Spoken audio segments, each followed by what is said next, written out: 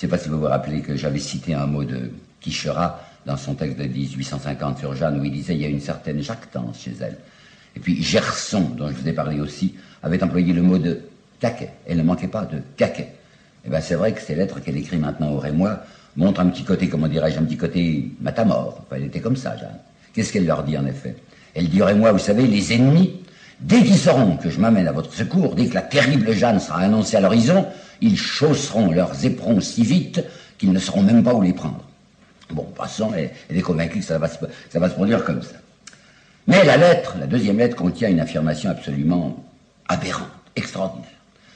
Personne ne va confirmer ce qui est écrit dans cette lettre par Jeanne. Elle dit, apprenez que toute la Bretagne est maintenant française et que le duc de Bretagne envoie au roi 1000 combattants payés d'avance pour 2 mois.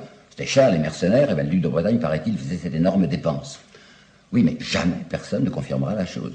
Et ne s'avoue au contraire qu'entre le roi et le duc de Bretagne, ça va mal. Vous vous rappelez que Richemont, quand il s'était présenté au moment de Patay, le roi l'avait renvoyé. Allez, repartez votre partenaire qu'on ne vous voit plus. Par conséquent, c'est tout à fait faux, cette histoire. Et Jeanne le croit. Alors, si elle le croit, c'est qu'on lui a fait croire.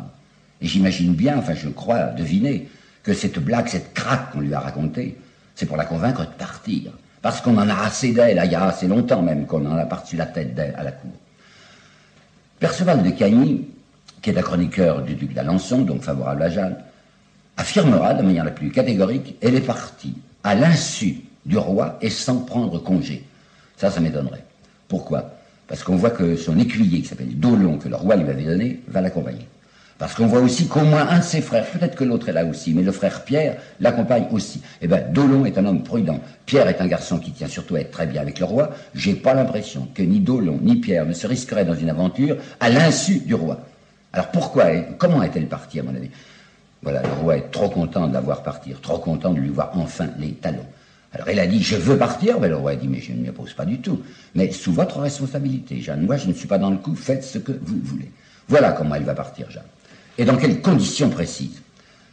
Ben, premièrement, Jeanne se persuade, elle a parfaitement raison, que dès que la trêve, la fameuse trêve du 28 août qui avait été prorogée à Noël, va expirer, c'est-à-dire le 16 avril, elle est complètement convaincue, elle est certaine que Philippe de Bourgogne va rentrer cette fois dans la danse. Les gens de Compiègne, je vous l'ai dit, n'avaient pas voulu céder, n'avaient pas voulu passer au duc de Bourgogne. Au début, il n'avait rien fait, il s'occupait de son mariage.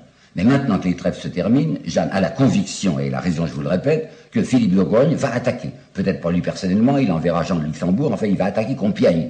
Alors elle se dit, ben, il faut que je me tienne là à portée pour secourir les gens de Compiègne quand Philippe de Bourgogne attaquera. Deuxièmement, c'est elle-même qui va recruter des hommes. Le roi ne lui donne rien. Pas même comme avec la Charité-sur-Loire où il y avait la Trémoille derrière. Cette fois, c'est elle toute seule, elle qui va avoir des mercenaires qu'elle payera. À son procès de Rouen, elle dira, j'avais environ 10-12 000 francs. C'était pas mal, hein? Et bien, c'est avec cet argent qu'elle va payer les mercenaires. On en trouvait comme on voulait, vous savez, des routiers, on appellerait ça aujourd'hui des affreux. Des gens qui sont capables de se battre n'importe où et pour n'importe quoi, pourvu qu'on les paye.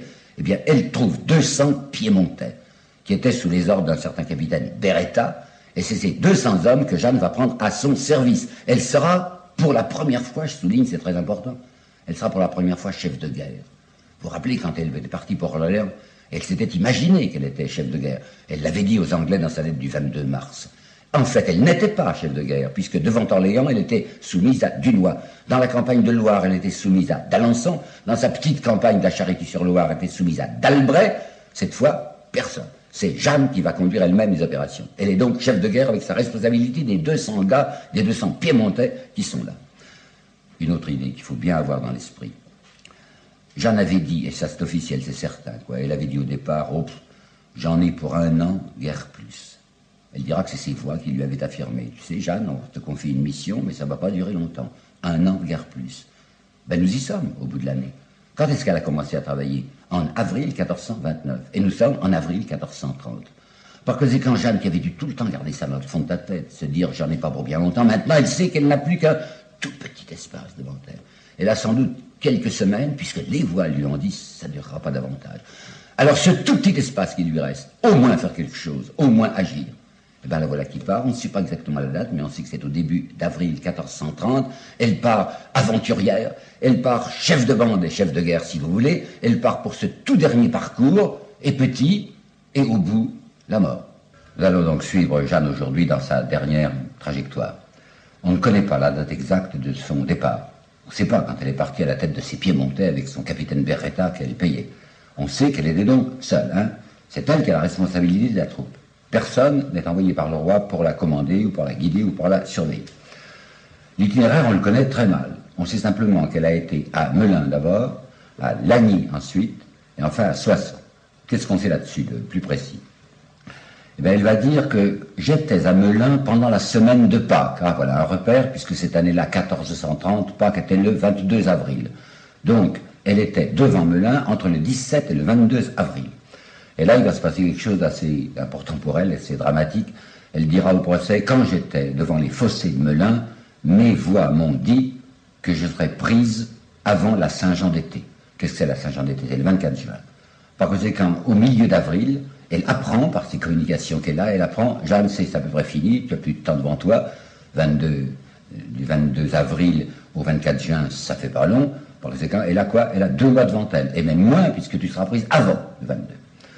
Elle a su ça à Melun, et quand elle racontera la chose au procès, Cochon perfidement lui dira, dites-moi Jeanne, si vous aviez su que vous alliez être prise ce jour-là, le 23 mai, car c'est le 23 mai qu'elle sera prise, vous seriez sorti de Compiègne, vous seriez parti à l'assaut? Alors elle va hésiter un moment. Et puis elle va répondre, comme elle répond toujours, vous savez, avec une grande simplicité, elle dire, oui, je crois bien que je serais sorti ce jour-là quand même. Bon, elle n'est pas encore prise, elle va aller, en sortant de Melun, elle va aller à Lagny. Et 2 incidents vont se passer à Lagny. Il y en a un qu'on lui reprochera terriblement, et l'autre encore plus. La première incident, c'est l'histoire de l'enfant qu'elle aurait ressuscité. Pendant son procès, nous le verrons ensemble, on veut tout le temps lui faire dire qu'elle est une sorcière ou qu'elle se croit des pouvoirs magiques. Et on lui dit, il paraît qu'à Lagny, vous vous êtes vanté d'avoir ressuscité un enfant. Alors elle expliquera tout, mais non, voyons. Elle dit, quand je suis arrivé à Lagny, on m'a parlé d'un petit enfant qui venait de naître et qui était tout noir. Je veux dire qu'il respirait très mal, il était pour ainsi dire asphyxié. Et le curé ne voulait pas donner le baptême à un enfant qui n'avait pour ainsi dire pas sa connaissance, dont on se demandait s'il était mort ou pas mort. Quand on mettait la main sur la poitrine de ce petit, on sentait le cœur battre, mais on n'entendait même pas respirer, on ne voyait pas de respiration. Alors le curé disait, mais il est peut-être mort, enfin je peux pas. Alors, comme les gens attachaient à ce moment-là l'importance que vous savez au baptême, un groupe de femmes s'était mis à genoux devant l'église de Lagny, avec la maman qui portait le petit nouveau-né tout noir là entre ses bras, suppliant le ciel, suppliant le curé de bien vouloir baptiser l'enfant. Et Jeanne dit, on m'a demandé de me mêler à ce groupe. Moi, j'ai pas aucune initiative, j'ai rien fait. Je me suis agenouillé avec les femmes, parmi les femmes, comme une autre femme, et j'ai supplié le ciel que l'enfant puisse respirer. Et à un moment, il a fait un bruit, comme une espèce d'éternuement, je crois, un éternuement de petit enfant, quoi. Alors à ce moment-là, le curé s'est dit, bon, il respire, il lui a vite donné son baptême, et l'enfant est mort quelques instants plus tard. C'est tout. On en a fait un monde, on a monté ça en tête d'épingle, on a dit, voyez ce que Jeanne avait fait. La pauvre Jeanne, elle s'était mise en prière avec les autres femmes. C'est pas très important, mais ce qui est bien plus important, c'est ce qu'elle va faire au sujet de se nommer Franquet d'Arras. On lui reprochera très durement au procès, et je peux comprendre, en effet. Voilà ce qui se passe. Il y avait un garçon qui s'appelait Franquet d'Arras, qui était, si vous voulez, comme un Périnet-Gressat local. Périnet-Gressat, vous vous rappelez, c'était le bonhomme, enfin le pirate, le truand, qui habitait la Charité-sur-Loire, qu'elle avait essayé en vain, du reste, de chasser.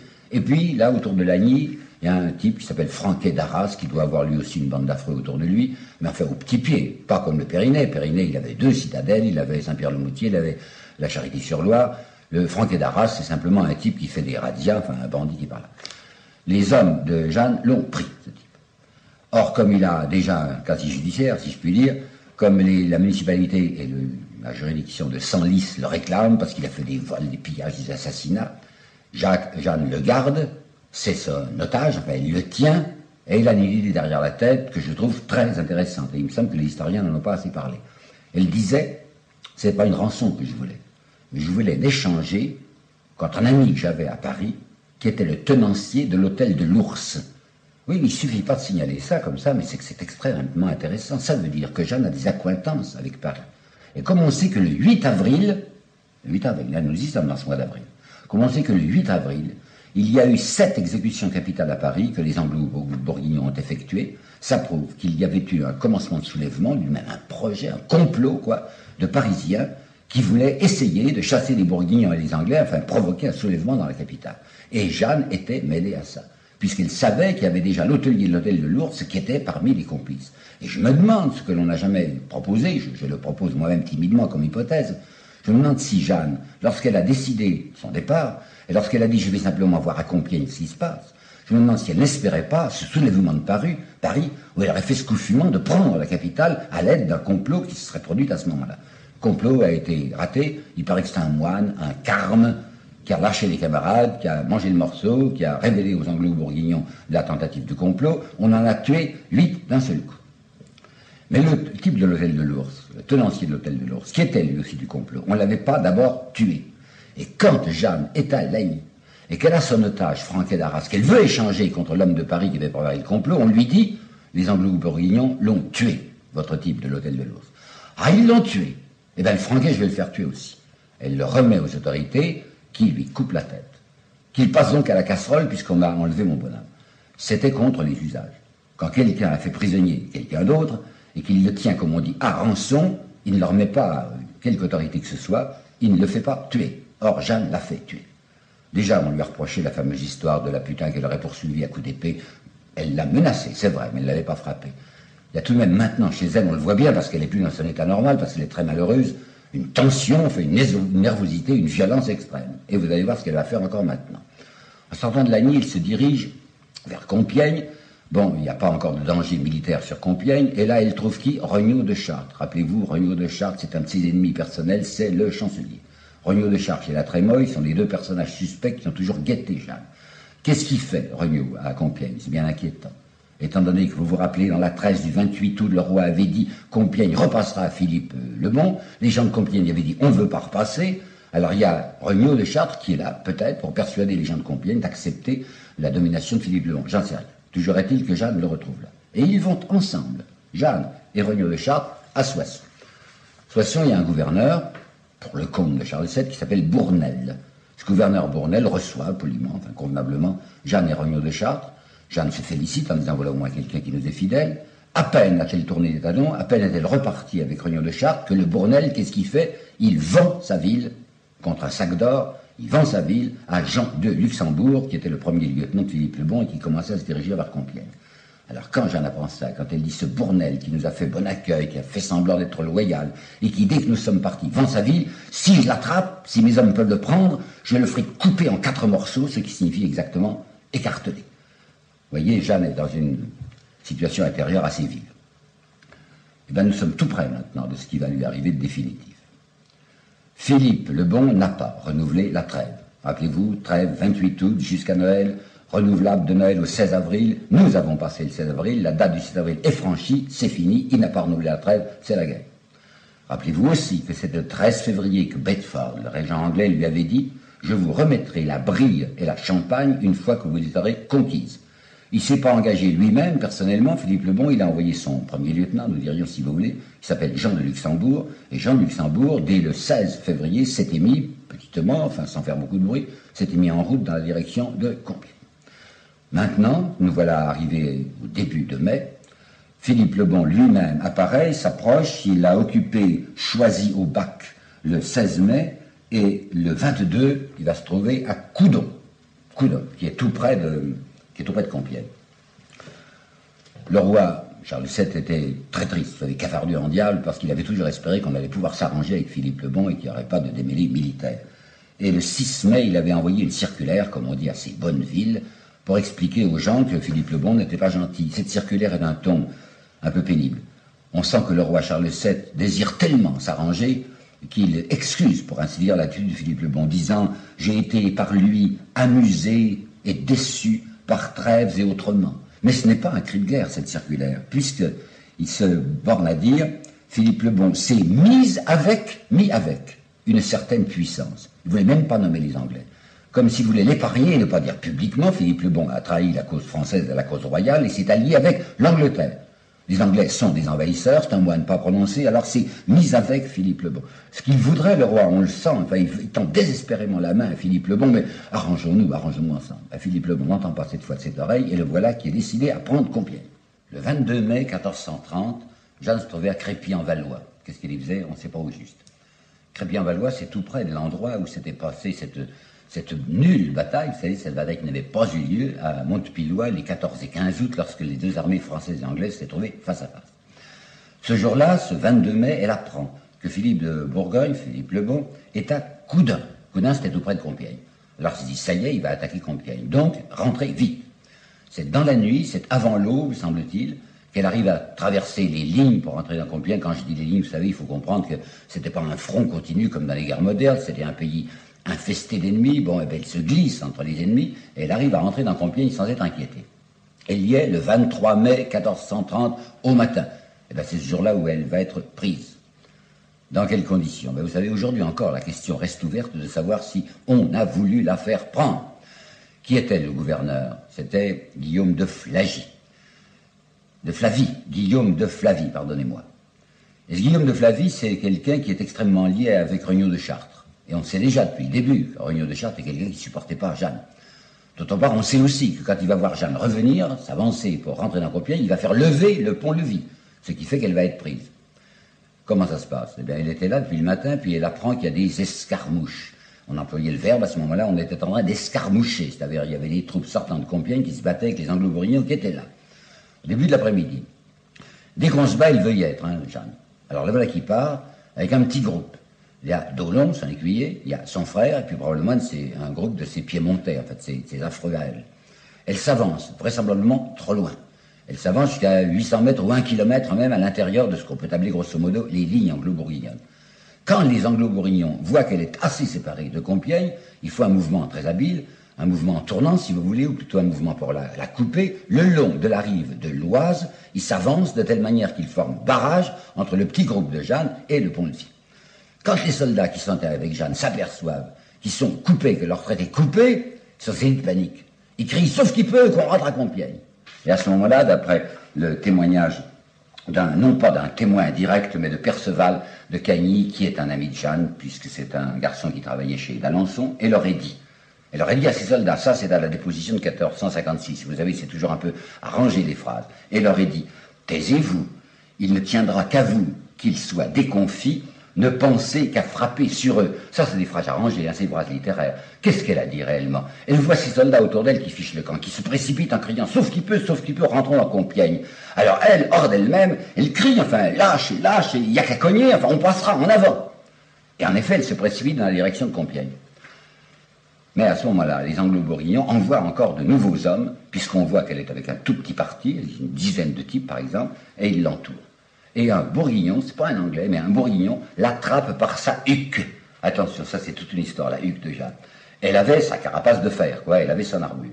Mais comme elle tenait aux beaux habits, c'est vrai, comme elle tenait aux beaux habits, elle avait mis sur sa carapace de fer, sur son armure, une huque, c'est-à-dire une veste dorée, elle était splendide. Et la veste tenait par une petite chaîne au cou, peut-être même une chaîne d'or. Alors ce soldat bourguignon qui s'avance vers le cheval de Jeanne attrape la huque. Il n'aurait pas pu attraper Jeanne si elle avait eu simplement sa cuirasse, parce que les mains glissent sur la cuirasse, il n'y a pas de prise. Tandis que l'attrapant par sa veste, tirant, il étrangle Jeanne, puisque ça tient, cette veste, ça tient, comme je vous le dis, par une petite chaînette. Alors elle est étranglée, elle est renversée en arrière, et elle tombe, comme dit le chroniqueur, toute plate à terre. L'armure pèse 18 kilos. Jeanne ne peut pas arriver à se redresser, d'ailleurs les types se sont précipités sur elle, elle est là, toute petite par terre, toute plate, quoi, et elle est obligée de se rendre. Et on capture en même temps son intendant, Dolon, qui était à côté d'elle, et Pierre, son frère Pierre. Oui, mais si elle avait galopé assez vite, si on avait laissé la porte ouverte, elle aurait peut-être pu échapper à ses poursuivants. Le Bourguignon ne l'aurait pas attrapée par sa huque. Mais quand elle est arrivée à la hauteur de la porte, le pont-levis s'est relevé et la porte s'est fermée. C'est Guillaume de Flavie qui en avait donné l'ordre. Alors la question est de savoir s'il a donné l'ordre exprès en se disant on va la faire prendre. Perceval, dont je viens de vous parler, Perceval de Cagny, qui est un homme de d'Alençon, c'est-à-dire du côté de Jeanne, n'accusera pas le gouverneur. Lorsque le gouverneur, écrit-il, vit les Anglais et les Bourguignons prêts à entrer sur le pont, par la crainte qu'il avait de perdre la place, il fit lever le pont et fermer la porte. Oui, ça paraît tenir, ça paraît être un raisonnement, enfin au début j'ai marché. Puis j'ai réfléchi et je me suis dit, mais c'est pas comme ça qu'on prenait les villes, voyons. C'est pas parce qu'une cinquantaine de cavaliers vont arriver sur le pont-levis. Qu'est-ce qu'il a comme dimension? Même pas 10 mètres, certainement, 7 ou 8 mètres. La porte, mettons 9-10 mètres. Une porte, ça s'obstrue toujours, vous savez. C'était nombreux, les défenseurs de Compiègne. Un bouchon d'hommes pouvait empêcher de passer ses assaillants. Les villes se prenaient parce qu'on mettait des échelles tout autour, parce qu'il y avait une espèce de fourmilière humaine qui grimpait le long des remparts et qui se déversait sur la ville. De toutes parts, ces fourmis montaient et occupaient la ville. Jamais on n'a vu une ville prise simplement parce qu'une porte est restée ouverte. Comme je vous le répète, une porte, ça s'obstrue. Donc, il a l'air d'avoir fermé sa porte un peu rapidement. D'autre part, qui c'est, ce Guillaume de Flavie? Il a une histoire. En 1427, il était responsable d'une forteresse, d'une des dernières forteresses qui restait à Charles VII le long de la Meuse, qui s'appelait Beaumont en Argonne, et il avait carrément rendu la ville aux Bourguignons. Or, Compiègne, le roi était d'accord de rendre la ville de Compiègne. Et s'il n'avait pas pu rendre la ville, c'est parce que les Compiègnois ne le voulaient pas. Mais qui sait si Guillaume de Flavie n'avait pas envie de la rendre, cette ville? Qui sait s'il ne trouvait pas Jeanne extrêmement encombrante? Il ne la rendra pas finalement, je sais bien, la ville va tenir le coup. Pourquoi? Parce que les gens de Compiègne ne veulent pas. Parce que le gouverneur lui-même n'a pas pouvoir sur des gens qui les triperaient, qui le tueraient si on le voyait rendre la ville. Toujours est-il qu'il y a surtout derrière lui le fameux Regnault de Chartres, et que Regnault de Chartres va se manifester d'une curieuse façon dès que Jeanne sera prise. En effet, nous possédons une lettre qu'il a envoyée à ses diocésains, parce qu'il est archevêque de Reims, et dans laquelle il va raconter ceci, il va leur dire. Jeanne était une fanfaronne, une indisciplinée. Je cite, elle ne voulait croire conseil et faisait tout à son plaisir. Elle ne voulait croire conseil, c'est-à-dire moi qui étais le vrai conseiller, enfin le chancelier du roi, elle ne m'écoutait jamais, elle n'en faisait qu'à sa tête. Si elle m'avait écouté, elle n'aurait pas été prise. Deuxièmement, il déclare, ce monsieur Regnault de Chartres, qu'il a découvert un petit berger du Gévaudan. Vous savez, c'est dans la Lozère, enfin, c'est près de Mende, c'est le diocèse de Mende, c'est-à-dire dans le Massif central, Et que ce petit berger, il est inspiré, comme Jeanne. Et même Regnault dit, ce petit berger dit ni plus ni moins que ce que disait la pucelle. Il dit qu'il a commandement de Dieu. Donc il veut déjà remplacer Jeanne. Et il accorde un prix extrême à ce qu'aurait dit le petit berger, je n'en sais rien. Le petit berger, selon Regnault de Chartres, a dit « Ah, c'était fatal que Jeanne se fasse prendre parce qu'elle s'était constituée en orgueil et à cause des riches habits qu'elle avait pris. » Les riches habits, allusion à la huque. Je viens de vous le dire, si elle n'avait pas porté sa huque d'or, elle n'aurait peut-être pas été prise, quoique le pont-levis était déjà fermé. Mais Regnault de Chartres est trop content de dire, elle s'est constituée en orgueil, c'est une forte tête, c'était quelqu'un qui était maintenant inutilisable. Toujours est-il que, ça y est, elle est prise par qui? Par Jean de Luxembourg, en réalité par le capitaine de Vendôme, mais le capitaine de Vendôme est un homme de Jean de Luxembourg, donc c'est Jean de Luxembourg qui possède la fille. Grosse affaire, vous pensez, dès qu'on sait que Jeanne est prise, Jeanne la pucelle dont on parlait partout, le bruit va se répandre. Même immédiatement, le soir du 23 mai, Philippe le Bon fait une circulaire à ses Bonneville, il en avait lui aussi, enfin à tous les États de Bourgogne, pour dire la fameuse pucelle, elle est entre mes mains. Puis sa petite femme, Isabelle de Portugal, qu'il a épousée, je vous l'ai raconté en janvier, elle est très curieuse de voir la bête curieuse en effet. Alors Philippe le Bon montrera Jeanne à Isabelle.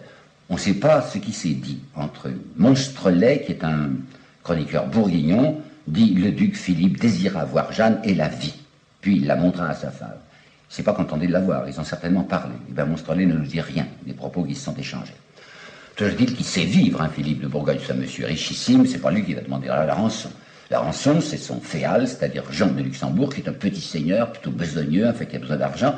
Et le Jean de Luxembourg, je t'assure, il a la salive à la bouche, en se disant, qu'est-ce que je vais toucher comme rançon? Jeanne, c'est quelque chose. Le chroniqueur Monstrelet disait, Jean de Luxembourg et Philippe de Bourgogne étaient plus contents de la capture de Jeanne que s'ils avaient reçu un renfort de 500 combattants, 500 hommes contre Jeanne. D'où est-ce qu'on attend une rançon? Du roi, naturellement. Est-ce que le roi Charles VII va bouger? Absolument pas. Et cependant, l'évêque d'Embrun, Jacques Gélu, va lui écrire une lettre sévère.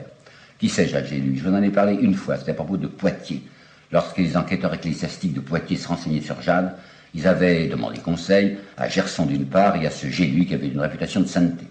Peut-être même, vous rappelez-vous que Gélu avait une formule assez curieuse, cette fille a été élevée dans le fumier, c'est pas une raison pour la mépriser, au contraire, du moment qu'elle a une naissance si basse et qu'elle est capable de si grandes choses, c'est certainement que Dieu est avec elle. Donc Jacques Gélu l'estimait. Et il va dire au roi ceci, je vous recommande que pour le recouvrement de cette fille et le rachat de sa vie, vous n'épargniez ni moyens ni argent si vous n'êtes prêt à encourir le blâme indélébile d'une très reprochable ingratitude.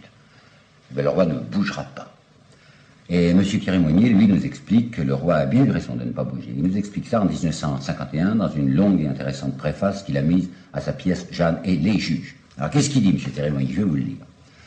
En cherchant à délivrer Jeanne, soit par une opération militaire, soit en offrant une grosse rançon, le roi eût continué à solidariser la couronne avec une personne désormais discutée et qui ne rendait plus service. La cause royale ne pouvait pas, ne devait pas, rester liée à une cause perdue. à la bonne heure.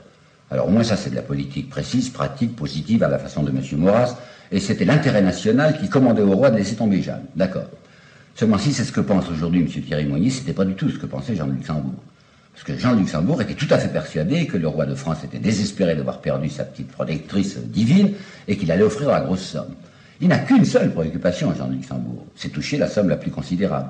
Il sait que les Anglais sont dévorés de l'envie d'avoir Jeanne et qu'il faut acheter Jeanne par conséquent, puisqu'elle est objet de rançon. Alors il a laissé libre cours à la concurrence, ça va être le plus offrant. Ça va traîner pendant des semaines, pendant des mois, parce que l'argent cash n'est toujours pas là. Où est-ce qu'on l'envoie d'abord? On l'a envoyé au château de Beaulieu. Le château de Beaulieu est quelque chose comme 35 km au nord-est de Compiègne. C'est un château qui appartient à Jean de Luxembourg et il y sera bien traité. Au point même qu'on lui a laissé, dans une autre chambre que la sienne, l'intendant qu'elle avait d'Aulon. Et aussi son frère Pierre. Le sort du frère Pierre, je ne suis pas renseigné du tout. Je sais bien que le duc de Lévis, Pierre Poix, dans un texte de 1956, saluera la mémoire du roi qui a racheté Pierre. C'est pas vrai.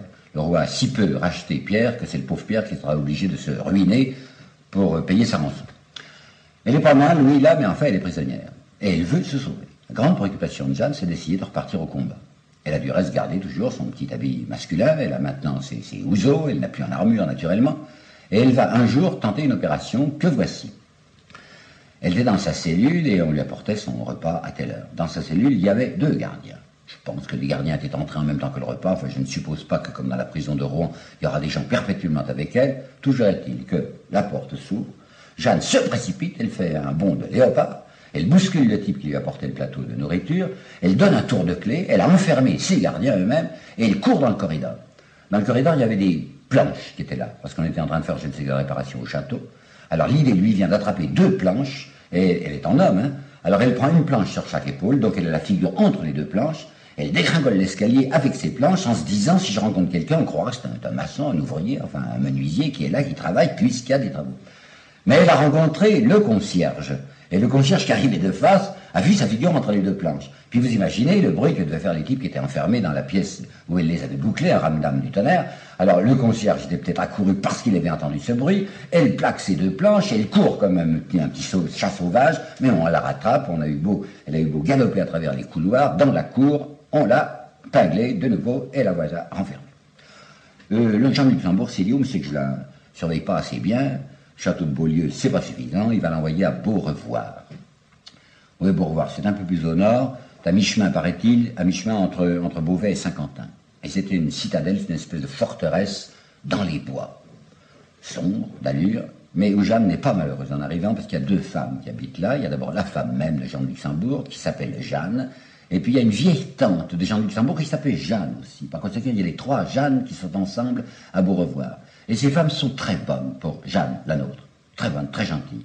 Je crois que j'avais été pas belle, vous savez, mais je crois qu'elle avait une séduction. Et quand on était près d'elle, il n'y avait pas moyen de ne pas l'aimer. Alors ces 2 femmes sont douces et gentilles. Elles insistent auprès d'elle en lui disant, Jeanne, c'est pas convenable d'être en habit d'homme. Et Jeanne répondra, quand j'aurai fait mon travail, je reprendrai l'habit de femme. Elle se considère comme toujours en travail. Elle est captive, c'est entendu, mais elle veut essayer de se sauver. Et tant qu'elle ne sera pas dans une prison cellulaire comme les Anglais vont l'y tenir, et surtout l'Inquisition, elle a le sentiment qu'il faut qu'elle continue à espérer qu'elle reprenne son travail. Il y a un garçon qui s'appelait Aymon de Massy, M-A-C-Y, Aymon de Massy, qui va venir la voir. C'est un ami des Luxembourg, on autorisait Jeanne à recevoir quelques visites, surveillées probablement. Vous savez, quand elle recevait Aymon de Massy, il y avait 2 gardes à la porte. Il avait 22 ou 23 ans, paraît-il. Jeanne, qu'est-ce qu'elle a? Elle a 18 ans à ce moment-là. Et Aymon de Massy la trouve très charmante, il est bien élevé, mais enfin c'est un garçon devant une fille qui a perdu de son prestige, qui n'est plus la petite sainte d'autrefois. Alors il essaye d'aller un peu trop loin, il lui tape sur les mains, enfin bat les pattes, elle rit un peu, c'est un garçon bien élevé, il n'insiste pas. Enfin, elle est contente, elle s'amuse avec Aymon de Massy, gentiment. Il y a une très curieuse lettre d'elle aux gens de Tournai. C'est la 3e fois, je crois, que je vous parle de Tournai. Tournai, Vaucouleurs, le Mont-Saint-Michel, c'était les 3 postes que conservait Charles VII au nord de la Loire. Elle avait écrit une lettre de batamor, comme je vous ai dit aux gens de Tournai, en racontant « J'ai enlevé à moi tout seul toutes les villes anglaises de la campagne de Loire ». Cette fois, elle leur écrit une lettre très triste, très plaintive, où elle demande, pour ses nécessités, vous entendez, hein, pour ses nécessités, quelques pièces d'or. Qu'est-ce que c'est de mendicité de la part de Jeanne? Puis elle n'a pas de nécessité. Les dames du château sont très gentilles avec elle. Alors moi, je crois qu'elle voudrait se faire envoyer en douce quelques pièces d'or par les gens de Tournai. Pourquoi? Pour acheter ses gardiens. Parce que sa grande préoccupation, c'est de s'enfuir. la rançon du roi ne vient pas. Elle sait que les Anglais la veulent. Et elle a horriblement peur des Anglais. Et il y a même un personnage qui va terriblement coincer dans son destin, qui est apparu devant elle à Beaurevoir et qui s'appelle l'évêque Cauchon. C'est l'évêque de Beauvais. Il ne vient pas là en qualité d'évêque. Il appartient au Conseil royal d'Angleterre pour la France. Il est arrivé à se hisser dans les plus hautes sphères anglaises d'occupation. Et il vient voir comment il pourrait faire pour obtenir qu'enfin Jean de Luxembourg livrât cette prisonnière. Jeanne l'a su, peut-être que les dames ont parlé, peut-être que Cauchon lui-même a voulu voir Jeanne, et elle est terrifiée. Alors elle va dire carrément au procès ceci: j'aimais mieux mourir, vous entendez, j'aimais mieux mourir que de tomber entre les mains des Anglais. Alors elle va sauter. C'est ce que l'on appelle dans les livres le saut de Beaurevoir. Et dans mon deuxième exposé, je crois vous avoir dit que ça, le saut de Beaurevoir, ça fait partie des mensonges en circulation. Comme il n'est pas convenable de dire qu'une personne qui est aujourd'hui canonisée a fait une tentative de suicide, alors on a dit, mais non pas du tout, elle avait jeté une corde par une fenêtre, elle est descendue le long de sa corde, la corde s'est cassée, évidemment, et elle est tombée. Non, non, pas du tout. Elle le dira carrément à Rouen, c'est vrai, j'ai sauté. La hauteur de la tour, on ne la connaît pas. Ce qui est extraordinaire, c'est que sautant d'une tour moyennement haute ou très haute, elle ne soit pas tuée. Eh bien, elle ne s'est pas tuée. Elle dira simplement, j'ai été 3 jours sans pouvoir manger et même sans pouvoir parler, mais elle n'explique pas sur quoi elle est tombée. Et moi, mon idée, un peu, c'est qu'elle serait tombée dans une douve. Et vous savez que les douves avaient de l'eau. Alors elle s'est peut-être dit, en me jetant même de telle ou telle hauteur, j'arriverai à ne pas me suicider complètement. Et elle dira, vous savez, c'était pas tout à fait un suicide, parce que je me disais, les anges me porteront.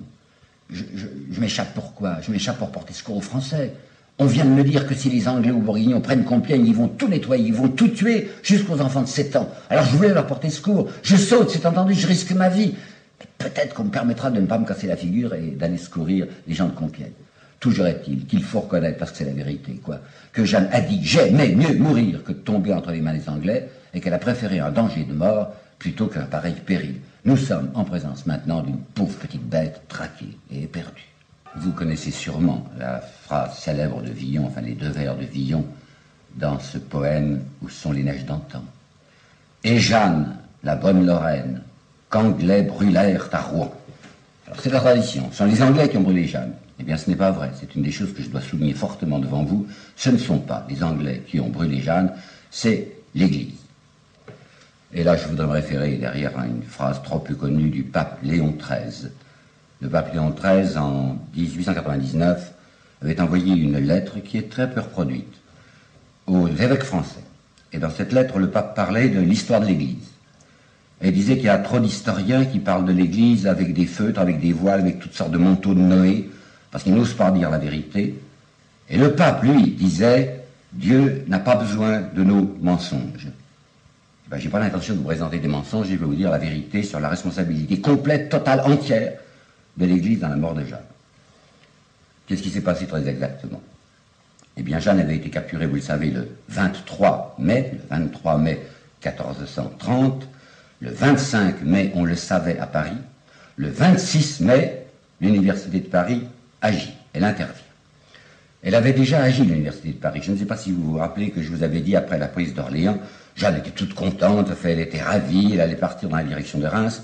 Et je vous avais dit, la pauvre petite ne se doute pas qu'à ce moment-là, une espèce de nuage terrible se forme autour de sa tête, puisque l'Université de Paris l'a déjà dénoncée comme hérétique à Rome. Nous n'avons pas le document. Vous savez, les archives vaticanes, je sais un peu, enfin j'ai essayé d'y travailler, il n'y a rien de plus impénétrable, rien de plus cadenassé. Laissez-moi vous donner un détail très particulier qui est beaucoup plus proche que Jeanne d'Arc. J'ai essayé de travailler un moment sur Lamennais. Vous savez que Lamennais a été chassé de l'Église. Et vous savez peut-être aussi que Lamennais avait été indigné par le fait que le pape de l'époque, qui s'appelait Grégoire XVI, était en liaison avec le tsar, qui est un hérétique aux yeux du pape, et que le pape s'était retourné contre les évêques même polonais, parce que les évêques polonais s'étaient révoltés contre le tsar. Je n'ai pas pu obtenir communication du dossier Gagarine, c'est comme ça qu'il s'appelle. Gagarine, c'est l'ambassadeur de Russie à Rome en 1832. Eh bien, c'est refusé, ça. On ne vous communique pas le dossier Gagarine, c'est-à-dire les rapports entre l'Église et Gagarine en 1832. Moi, je ne suis qu'un laïc, mais je connais un évêque belge, qui a essayé lui aussi de voir ces documents épiscopaux, ces documents pontificaux de 1832, on les lui a refusés. Eh bien, pour Jeanne d'Arc, c'est la même chose. Je ne sais pas si ça existe, ou bien si c'est profondément enseveli. Toujours est-il qu'on n'a rien, ou à peu près rien, qui viennent de l'Église, qui viennent de Rome concernant Jeanne d'Arc. Et comme il y avait une dénonciation de l'Université de Paris, où est-elle? Et comme il y a eu probablement une réponse du pape, où est-ce? Tout ça, on ne le sait pas. Mais on sait tout de même un certain nombre de choses. D'abord, qu'est-ce que c'était que l'Université de Paris? Là, je vais vous citer du Bossuet. Bossuet, qui a prononcé une oraison funèbre pour un grand universitaire parisien qui s'appelait Nicolas Cornet, va écrire ceci. Le trésor de la vérité n'est nulle part plus inviolable. Les fontaines de Jacob ne coulent pas plus incorruptibles. Elle, l'université, elle a toujours la bouche ouverte pour dire la vérité. Tout ce qui choque la règle n'évite pas sa censure. En somme, c'est le temple, c'est la montagne sainte, quoi, c'est la lumière, c'est l'honneur de la catholicité. Eh bien, c'est cette université de Paris qui va prendre en main le procès qu'on va faire à Jeanne. Il va donc faire écrire une lettre au pape. La lettre au pape est une lettre qui veut expliquer pourquoi il est indispensable de sévir à l'égard de cette personne. Qui est le pape? Le pape, c'est Martin V. Peut-être vous vous rappelez, dans mon premier exposé, je vous ai dit que le concile de Constance s'était réuni, que ça avait duré des années, de 1414 à 1417, qu'on avait fini par s'entendre après 2 années sans pape sur un monsieur qui n'était pas prêtre, mais à qui on avait conféré à toute vitesse les ordres religieux, mineurs, majeurs, qui s'appelait le pape Martin V. Et ce pape Martin V, il était contrôlé par le concile, qui, disait-il, le concile doit se réunir tous les 5 ans, ou à la rigueur tous les 10 ans, pour contrôler, pour surveiller le pape. Or, au concile, l'université de Paris avait été très, très importante. Ce pape Martin V, il est embêté, vous savez, ça l'ennuie d'avoir un concile comme ça au-dessus de sa tête qui va le contrôler, et il a essayé depuis des années d'éviter qu'il y ait un nouveau concile. Or, des menaces sont dirigées contre lui, on va te déposer si tu ne réunis pas de nouveau le concile écuménique. Donc, le pape Martin V, à l'égard de l'université de Paris, il est dans un état de tremblement. J'ajoute qu'il y a des rapports constants, des émissaires perpétuels entre cette université de Paris, lumière de la catholicité, et le Saint-Siège. Des émissaires constants parce que l'université de Paris a obtenu depuis des siècles cet avantage, ce privilège, de recevoir ses bénéfices directement de Rome. Vous vous rappelez l'histoire des bénéfices? Les bénéfices, c'est les revenus d'une abbaye, d'un prieuré, d'une cathédrale. D'habitude, il fallait un partage entre le pouvoir temporel et le pouvoir spirituel sur les bénéfices. Les rois ou les souverains, ou les empereurs voulaient se réserver la collation de ces bénéfices parce que ça leur rapportait à eux-mêmes, mais l'université de Paris avait obtenu ce privilège que c'était Rome directement, le pape directement, qui lui allouait sa feuille, comme on disait, son rôle de bénéfice. C'est vous dire les rapports absolument étroits, les rapports permanents et étroits entre l'université de Paris et Rome. Cette lettre de dénonciation, cette lettre du 26 mai, elle est signée par qui? Elle est signée par un nommé Martin Billerin. Ça ne nous dit rien, mais ce qui est très intéressant, c'est son titre. Martin Billerin, vicaire général de Monseigneur l'inquisiteur général pour le royaume de France. Et comment il s'appelle, l'inquisiteur général? Il s'appelle Jean Graveran. Et quel est son titre exact? Il faut le savoir. Jean Graveran, inquisiteur de la foi et de la perversité hérétique, député par l'autorité apostolique pour le royaume de France. Député par l'autorité apostolique, ça veut dire député du pape. Jean Graveran, c'est l'œil de Moscou, si vous voulez, enfin c'est l'œil de Rome sur ce qui se passe en France du point de vue de l'hérésie. Alors quand je vois un livre qui a été publié en 1905 d'un révérend père Hérol, 5 volumes du reste, qu'il osait appeler La vérité sur Jeanne d'Arc, et où ce père Hérol se permet de dire les pseudo-théologiens de Rome, ceux qui vont juger Jeanne, étaient les bourreaux de Jeanne et les bourreaux de la papauté, c'est un peu raide, ils étaient tellement peu les bourreaux de la papauté qu'ils étaient les agents de la papauté. Alors, qu'est-ce qu'il y a dans la lettre? Eh bien, voici l'essentiel. Par le droit de son office et de l'autorité à lui confiée par le Saint-Siège, l'inquisiteur réclame icelle femme qui se dit la pucelle, au moyen de laquelle l'honneur de Dieu a été sans mesure offensé, la foi excessivement blessée, et l'Église fort déshonorée. Elle est prise maintenant, le duc de Bourgogne l'a prise, mais peu de choses seraient une telle prise s'il ne s'en suivait ce qu'il appartient pour satisfaire à l'offense perpétrée contre notre doux Créateur et contre sa Sainte Église. Vous savez, quand on a des textes ecclésiastiques comme cela sous les yeux, et vous en aurez d'autres, il faut s'armer d'une certaine dureté, enfin, il faut se prémunir contre la suffocation, il faut se retenir devant le vomissement possible. Eh bien, il y a le texte, notre doux Créateur et sa Sainte Église. À quoi obéissent-ils? Qu'est-ce qu'ils veulent, quoi, en réalité? C'est les inquisiteurs à l'université de Paris. Ben, naturellement, ils vont placer ça sur le plan politique, hein, sur le plan religieux, pardonnez-moi. Et ils vont dire, Jeanne est quelqu'un d'intolérable parce qu'elle s'est réclamée de Dieu. Or, nous sommes ceux qui qui sommes chargés des rapports entre les individus et Dieu. Nous ne permettons à personne de dire « je suis directement inspiré de Dieu » si elle n'a pas reçu notre esmentille. Nous, on est les contrôleurs. Alors cette fille qui vient de déclarer « j'ai des visions directes, je suis la fille de Dieu », c'est une fille extrêmement suspecte. Voilà ce qu'ils vont dire du point de vue extérieur, enfin pour faire croire. Mais à quoi obéissent-ils véritablement? Depuis 1418, l'université de Paris est anglaise. Le coup du sacre les a extrêmement gênés. Pourquoi? Je vous rappelle la chose. Jeanne a obtenu que le roi de France, le roi Charles VII, qui n'est pas accepté par l'université de Paris et par la moitié de la France, reçoive une bénédiction officielle de l'Église. Il a, comme je vous l'ai dit, le label, il a la marque de garantie, l'Église l'a déclaré sacré. Il est donc le représentant de Dieu. Ça, l'université de Paris n'en veut pas. Alors il s'agit de représenter Jeanne, qui a été une principale collaboratrice du sacre, comme une hérétique, comme une sorcière. C'est une riposte au sacre. Le sacre avait été un avantage pour le roi de France, donc désavantage de la cause anglaise, et maintenant il s'agit de faire un procès à Jeanne pour la déclarer hérétique, afin d'invalider, si vous voulez, d'invalider le sacre. Mais bien entendu qu'on ne va pas dire, au premier plan, on ne va pas avouer que l'opération est une opération politique. Lamartine, dans un texte intéressant de 1852 sur Jeanne d'Arc, dit qu'il était scandaleux de voir des Français encore plus zélés que les Anglais, même pour la cause anglaise. Oui, si vous voulez, c'était des super collaborationnistes, comme nous dirions aujourd'hui. Mais ils vont être malins. Ils vont uniquement, seulement, brièvement, employer le mot séditieuse à propos de Jeanne. Séditieuse, ça veut dire qu'il s'est révolté contre l'autorité officielle, laquelle était l'autorité du roi de France et d'Angleterre, c'est-à-dire Henri VI. Mais ça, séditieuse, ça sera dit très brièvement. Il faut dissimuler cette affaire-là. Il faut tout orienter, tout éclairer du point de vue religieux. Dire que c'est une sorcière, c'est une apostate, c'est une hérétique. C'est ça qui est capital pour eux. Hein. Vous savez, c'est pas la première fois qu'on voit des procès en apparence religieux et en fait politiques. Au siècle même de Jeanne, avant elle, 14 ans plus tôt, celui qu'on avait brûlé, Jean Hus. Qui c'était Jean Hus? C'était un prêtre, lui. Il était même recteur de l'université catholique de Prague.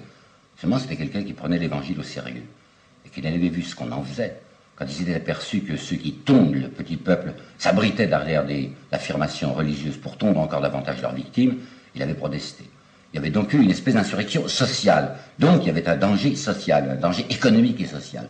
Et c'est pour ça que Jean Hus avait été brûlé. En apparence, on le brûla comme hérétique, en fait, parce qu'il était socialement et politiquement dangereux.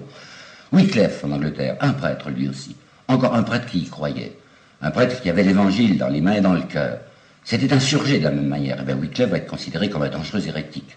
Savonarola, à la fin du même siècle, du siècle de Jeanne, du XVe siècle, Savonarola sera brûlé lui aussi. On lui fera un procès d'hérésie. En fait, c'est parce que Savonarola avait des réclamations politiques et sociales à présenter. Et puis, vous savez, ça se produira après. On ne sait pas encore assez aujourd'hui que l'affaire de Fénelon, au XVIIe siècle, c'est une affaire en apparence religieuse, en fait une affaire politique. Fénelon, c'était un évêque qui se mêlait aussi des choses temporelles. Un évêque qui, croyant à son rôle d'évêque, avait fait remarquer au roi Louis XIV que la politique que menait le roi Louis XIV était une politique terrible pour les petites gens. De quoi se mêle cet évêque? Il n'a pas le droit. Alors pour lui casser les reins, pour casser les reins à un évêque dangereux politiquement, on va lui intenter un procès d'hérésie. Et Bossuet, qui est un chien couchant devant le pouvoir de Louis XIV, Bossuet va inventer de jeter dans les jambes de Fénelon une histoire de quiétisme, c'est-à-dire que sur les théories mystiques, il paraît que Fénelon est un aberrant. Tout ça, c'est du travestissement. Fénelon est dangereux politiquement. Et vous savez, ça ne se passe pas simplement dans l'Église catholique. Il me semble bien que c'est à peu près la même chose au XVIIIe siècle pour l'Église protestante de Genève à propos de Jean-Jacques Rousseau. Jean-Jacques Rousseau sera persécuté par les pasteurs de Genève parce que, paraît-il, il est hérétique. Mais pourquoi est-ce que les pasteurs de Genève sont contre Jean-Jacques Rousseau? Parce que le petit conseil de Genève, c'est-à-dire les banquiers de Genève, qui tiennent pratiquement à la ville de Genève, considèrent que Jean-Jacques est dangereux parce qu'il est soutenu par les rubasses. Alors on va faire dire de lui qu'il est un hérétique, alors qu'en fait c'est un homme dangereux socialement. Eh bien c'est ça qui arrive pour Jeanne d'Arc. C'est un procès réellement politique qui va être habillé, qui va être costumé, qui va être travesti, qui va être fardé en un procès religieux. C'était un avantage formidable qu'on offrait aux Anglais, et les Anglais ne s'en rendent pas compte. C'était magnifique de casser le sacre, de dévaloriser le sacre, d'invalider le sacre, pour des raisons en apparence religieuses, et en fait qui servaient admirablement la cause anglaise. Mais les Anglais se méfient et ils veulent Jeanne personnellement. C'est l'Inquisition qui la demande. L'Inquisition veut qu'elle soit jugée par elle-même à Paris, et les Anglais disent non, c'est nous qui la voulons personnellement. Qui est-ce qui la possède? Je vous l'ai raconté, c'est ce Jean de Luxembourg qui lui-même a pour suzerain Philippe de Bourgogne. Jean de Luxembourg, il s'en moque de toute cette histoire. Ce qui l'intéresse uniquement, si j'ose dire, c'est le fric. Il se dit, il y a des gens qui veulent Jeanne, j'espère que le roi de France en voudra, non, il se trompe, les Anglais en veulent sûrement, alors j'attends la concurrence et elle sera au plus offrant. Mais les Anglais ne se décident pas à offrir directement de l'argent. Alors, le 14 juillet, Jean de Luxembourg et Philippe de Bourgogne vont recevoir une visite. Vous avez noté, 14 juillet et Jeanne est prise depuis le 23 mai. On a attendu, on s'impatiente. Qui est-ce qui va apporter 2 lettres à Jean de Luxembourg et à Philippe de Bourgogne? C'est l'évêque Cauchon, qui va jouer un grand rôle dans notre histoire. Là, il n'intervient pas en tant qu'évêque, il intervient en tant que membre du Conseil royal d'Angleterre. C'est un débrouillard, c'est un malin, cet évêque de Beauvais. Il s'est rallié aux Anglais, tellement bien rallié aux Anglais qu'il est membre de ce Conseil pour la France, et il va trouver Philippe de Bourgogne et Jean avec 2 missives. Il y a une missive de l'Université de Paris, et il y a une missive du roi d'Angleterre. La missive de l'Université de Paris, c'est toujours la même chose, nous voulons Jeanne, il faut nous la donner, vous avez déjà trop traîné, qu'elle soit remise au roi d'Angleterre puisqu'il y tient, mais que le roi d'Angleterre, à son tour, nous la livre à nous, inquisiteurs de Paris, qui nous occuperons d'elle. Quant au roi d'Angleterre, lui, il est positif cette fois, il dit, ben oui, je suis décidé, je paierai 10 000 livres si c'est nécessaire. Et dans la petite note qui accompagne la proposition des 10 000 livres, il y a ceci, c'est une rançon vraiment royale. C'est ce qu'on payait pour lâcher un prince du sang. Alors on s'est dit, cette fois, le Jean de Luxembourg, devant 10 000 livres, va marcher. Le Jean de Luxembourg attend que les 10 000 livres soient là, réunis positivement. Et il va falloir encore qu'il attende pas mal de temps, parce que si les Anglais veulent bien Jeanne, ils ne veulent pas débourser. Figurez-vous que voici comment les Anglais vont procéder. C'est donc Bedford, le régent, comme je vous l'ai dit. Alors le régent Bedford, le 3 septembre, va exiger une taxe nouvelle des États de Normandie. Les États, vous savez, c'est l'organisation locale qui règle les finances, etc. Les États de Normandie ont, le 3 septembre, obligation de réunir, enfin de percevoir en Normandie 80 000 livres. Et sur ces 80 000 livres, il était indiqué que 10 000 livres seront prélevés pour l'achat de Jeanne. Autrement dit, les Anglais veulent bien Jeanne, mais ils ne veulent pas payer eux-mêmes. Il faut encore que ce soit les Français de Normandie qui payent. Comme il faut du temps pour réunir, que les collecteurs réunissent leurs 80 000 livres à leurs 10 000 livres, ça traîne encore de plus en plus. Enfin, le 21 novembre, il paraît que c'est fait, que la somme a été déposée, que le Jean de Luxembourg est d'accord, qu'il va... C'est déjà, j'ajoute, que les Anglais ont essayé un moyen de pression économique pour persuader Philippe de Bourgogne de lâcher Jeanne. Moyen économique, quoi donc? Je vous ai dit maintes fois que la Flandre, qui est le nord des États de Bourgogne, la Flandre dépend économiquement de l'Angleterre. Les laines anglaises sont tissées à Gand, à Ypres et à Bruges. Et le 17 juillet, c'est-à-dire 3 jours après la lettre que je viens de vous dire du 14 juillet, le 17 juillet, les Anglais avaient décidé interdiction faite aux marchands anglais d'acheter quoi que ce soit au port d'Anvers. C'est encore limité, mais c'est tout de même une espèce de signal, un avertissement. Si vous n'êtes pas gentil, si vous ne vous décidez pas à nous remettre Jeanne, vous allez voir ce que vous avez dégusté du point de vue économique. Alors ça y est, 21 novembre, Jeanne a été remise. Alors le 21 novembre, l'Université de Paris recommence. C'est très bien, Jeanne est entre les mains des Anglais, mais nous la voulons. Alors le 21 novembre, 2 lettres de l'Université de Paris, c'est-à-dire de l'Inquisition. Lettre au roi d'Angleterre déplorant le long retard de justice qui doit déplaire à tout bon chrétien. Et nous exigeons que Jeanne soit amenée sans délai en la cité de Paris. Et il y a une petite lettre de l'Université de Paris à Cauchon qui n'est pas une lettre agréable. J'aurais des choses à vous dire sur Cauchon. Le révérend Père en Dieu, c'est comme ça son titre, le révérend Père en Dieu, notre très honoré seigneur, l'évêque et comte de Beauvais, est interpellé assez durement par l'Université de Paris qui lui dit « Nous voyons, avec étonnement, le grand retard apporté à l'envoi de cette femme. Si votre paternité avait prêté une diligence plus active à la poursuite de l'affaire, cette Jeanne serait déjà en jugement. » Mais qu'est-ce qu'ils ont donc, les Anglais, les gens de l'Université de Paris contre Cauchon? Ils ont 2 choses. Premièrement, Cauchon est un évêque. Et je vous ai déjà dit qu'il y avait les évêques d'un côté et l'Université de Paris de l'autre. Parce que tout ça se bat à propos de bénéfices. Les bénéfices, c'est-à-dire les revenus d'abbaye, de prieuré, etc. Les évêques sont obligés de transiger avec leurs rois respectifs, tandis que l'Université de Paris, je vous l'ai dit il y a un instant, obtient ses bénéfices directement de Rome. Alors il y a des bisbilles permanentes entre l'Université de Paris d'une part et les évêques d'autre part. Et c'est en tant qu'évêque qu'il se fait semoncer par l'université. Et puis deuxièmement, ils sont furieux, les gens de l'Université de Paris, parce que ça a mis trop de temps, parce qu'il a fallu attendre depuis le 23 jusqu'au 21 novembre pour que Jeanne soit livrée. Là, c'était pas la faute de Cauchon, je vous assure qu'il avait fait ce qu'il a pu, puisqu'on l'avait vu déjà qu'il était venu à Beaurevoir, qui avait épouvanté la pauvre petite Jeanne. La faute était à la lenteur des collecteurs anglais, les Anglais ne voulant pas payer eux-mêmes, et qui avaient mis du temps pour réunir la somme. Enfin, ça y est, puis c'est fait, le 21 novembre, elle est livrée. C'est à Arras, semble-t-il. On n'a pas le jour précis de la livraison. Enfin, c'est au milieu de novembre, vers le 21-22 novembre, que Jeanne est remise aux Anglais. Ils la tiennent maintenant, ils vont l'emmener à Rouen. On s'est arrangé. Cauchon a trouvé une formule. Il a dit aux Anglais, vous la voulez, bon, c'est entendu, mais l'université de Paris la veut aussi. Regardez, l'avantage que vous avez à ce que l'université se substitue à vous.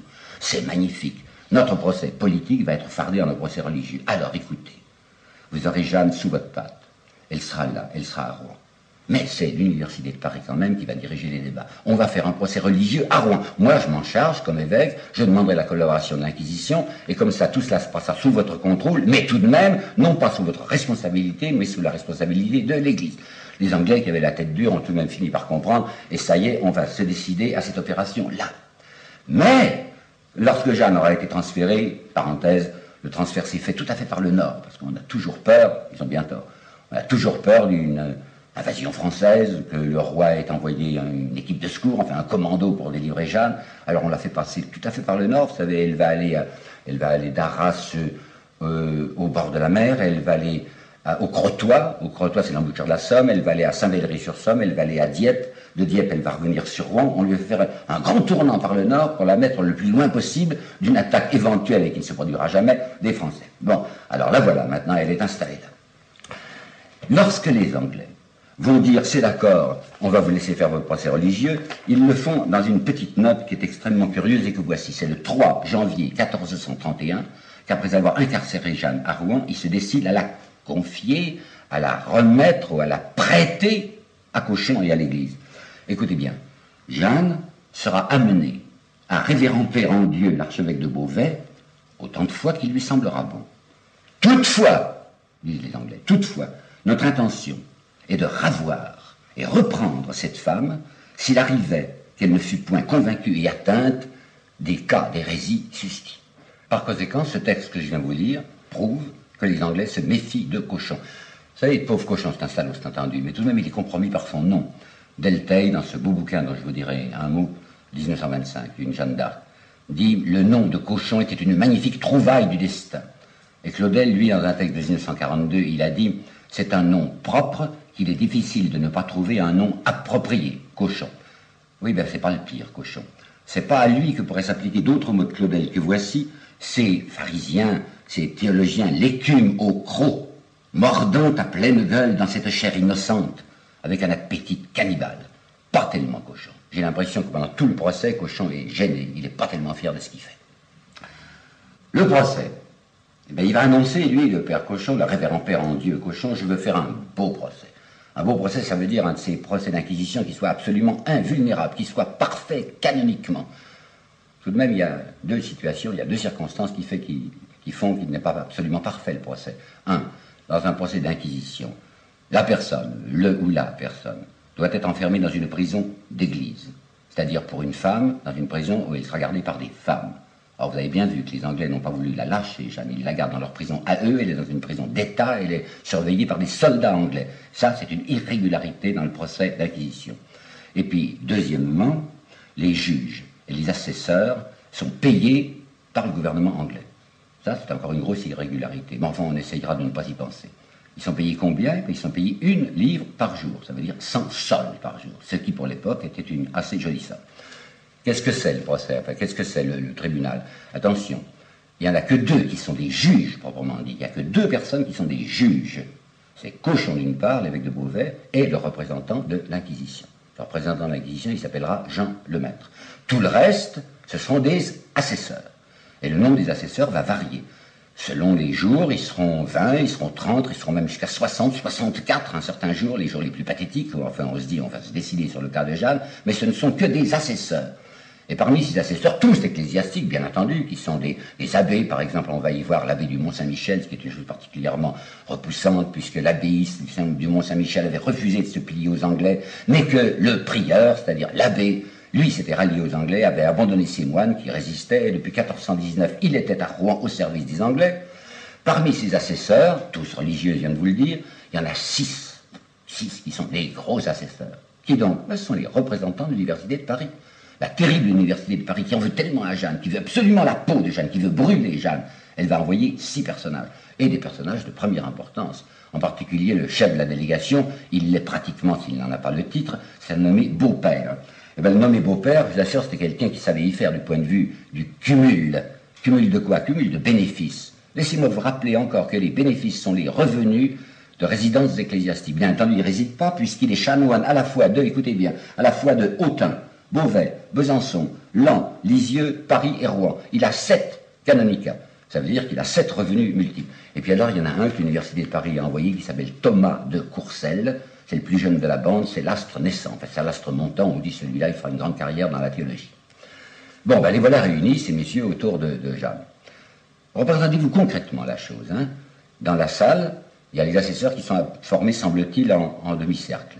Puis il y a la petite Jeanne qui est au milieu. Elle est avec son vêtement d'homme, puisqu'elle a absolument tenu à garder son vêtement d'homme. Elle se considère comme une combattante. Elle est donc là, avec son petit juste au corps gris, et surtout ses ouzeaux qui lui moulent les jambes. Et tous ces messieurs contemplent avec un très vif intérêt cette assez jolie personne, pas jolie de visage, mais jolie de corps, qui est là, devant eux. Et maintenant, on s'attend naturellement, les auditeurs s'attendent à ce défilé de mots historiques. On les connaît, c'est partout, vous savez, il y en a 2 en particulier, on lui demande, et votre étendard, il était à Reims, pourquoi? Alors elle a répondu, il était naturel qu'il fût à l'honneur, puisqu'il avait été à la peine. La deuxième phrase célèbre dans ce qu'a dit Jeanne d'Arc, ce serait ceci, êtes-vous en état de grâce? C'est un piège qu'on lui tend. Parce que si elle répond non, je ne suis pas en état de grâce, on dira ah bon, vous êtes une criminelle. Ou bien oui, je suis en état de grâce, ah, vous êtes une présomptueuse. Alors Jeanne va répondre extrêmement habilement, parce qu'elle est très intelligente. Elle va dire état de grâce, j'en sais rien. Si j'y suis, Dieu veuille m'y maintenir. Si je n'y suis pas, Dieu veuille m'y mettre. Bon, ça, c'est les choses célèbres, tout le monde les connaît. Mais vous savez, il faut le lire de très près, ce procès. Il ne faut pas le lire dans les arrangements comme celui, par exemple, qu'a présenté M. Bradillac, ou dans la pièce de Thierry Monnier, Jeanne et les juges. Il faut le lire, et maintenant on le peut depuis 1925 surtout, dans les publications scientifiques, critiques. Il y a eu d'abord l'édition de M. Champion, qui est de 1922 ou 23, je crois, et puis il y a le révérend Père Doncoeur, il y a Yvonne Lanners, et il y a M. Pierre Tisset, qui nous ont donné successivement des reproductions absolument fidèles sur manuscrit, enfin sur le document du procès. Donc nous l'avons. Maintenant, vous pouvez me dire, mais est-ce qu'on est sûr de la véracité de ce procès? C'était pas une bande magnétique, vous comprenez? Il n'y avait pas non plus de sténographe. Il y avait un huissier, qui était un prêtre, lui aussi, c'était même un chanoine, qui s'appelait l'huissier Guillaume Manchon, et qui prenait des notes de ce que disait Jeanne, et qui, à la fin de la journée, avec d'autres huissiers, collationnaient leurs notes pour dire, ben, il me semble que l'important, c'est ce que Jeanne a dit là, là, là. Mais très certainement, ils n'ont pas tout pris, puisque c'était une question de scénographie impossible, ça allait trop vite, on lui faisait du grilling, comme on dit en Amérique à Jeanne, c'est-à-dire qu'il y avait des questions qui fusaient de tous les côtés pour la basourdir, vous savez, elle avait été obligée de dire à un moment, beaux messieurs, n'allez pas si vite, chacun à votre tour. Et puis d'autre part, nous avons 2 versions du procès verbal. Il y a une version française, puis il y a une traduction qui a été faite environ 5 ans plus tard par ce fameux Thomas de Courcelles, dont j'aurai l'occasion de vous parler. Cette version latine, c'est pas celle-là sur laquelle il faut travailler, c'est sur la version française de Jeanne. Mais je vous ai déjà dit que Jeanne parlait certainement un français approximatif. Nous en avons la preuve par 2 échos directs de ce qu'elle avait dit. Rends-y, Glasdas. Non, rends-toi. Fille d'Eva pour fille de Dieu. Par conséquent, quand dans le texte français, vous voyez des phrases en très bon français, c'est un arrangement. Jeanne n'avait pas parlé exactement comme ça. On rectifie. Mais disons tout de même qu'il y a toutes les chances pour que le procès verbal soit à peu près valable. Alors là, vous savez qu'il y a encore une tradition. Et je n'aime pas, je ne suis pas un homme qui détruit systématiquement les traditions, mais la tradition, c'est que Jeanne a constamment été sublime. Elle aurait été prodigieuse. Elle répond tout le temps, paraît-il, du tac au tac. Elle ne se laisse jamais démonter. Et elle a, dit Régine Pernoud, une mémoire infaillible. Hélas, c'est pas vrai. Vous sentez bien à quel point j'aime cette fille, Jeanne. Hein, mais je suis obligé de dire que, pendant le procès, elle n'a pas toujours été égale à elle-même. Est-ce que je vais lui jeter la pierre? Enfin, cette fille qui est en proie à une bande de fauves qui veulent la dévorer, elle va mentir. Oui, très certainement, elle va mentir.